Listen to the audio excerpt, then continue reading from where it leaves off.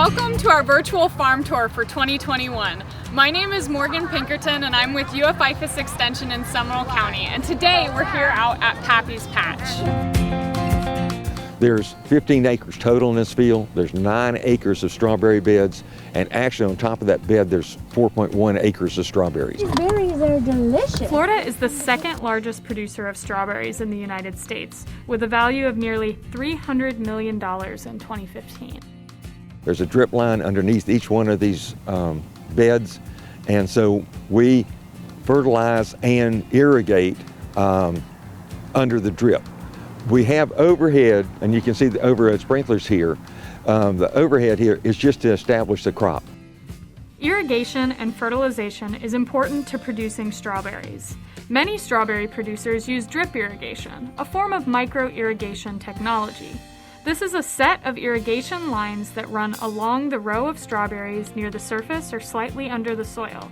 It puts water and nutrients right in the root zones of the plants to conserve water and more efficiently use fertilizer. Once we have about 10 days of overhead on them, and that's intermittent during the day. We might water them 3 or 4 times a day just to kind of keep them wet.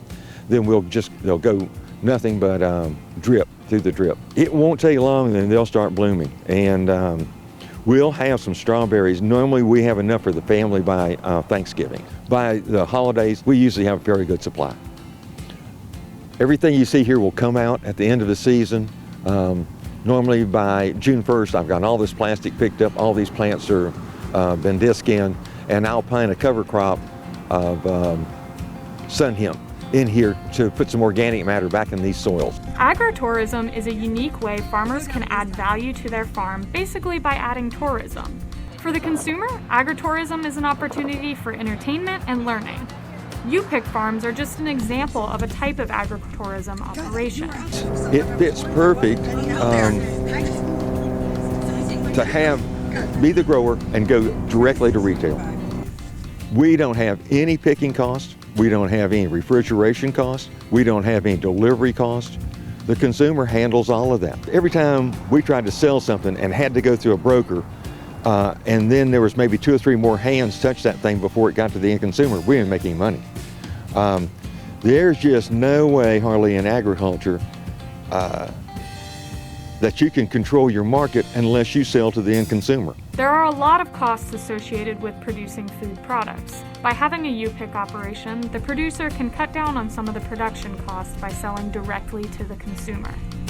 Not only is Tom a strawberry farmer, but he also works with other agricultural businesses. We did contract research studies on citrus and vegetables, and a lot of work for residue work for pesticide registration.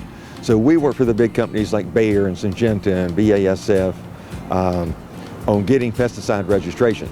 The EPA, aka the Environmental Protection Agency, is the government organization that handles the registration of pesticide products. They review lots of scientific information on potential health and environmental concerns to determine if a pesticide can be registered for use. Once approved, the pesticide label has all the critical information for using a pesticide, and what it says in the label is the law for how to use it.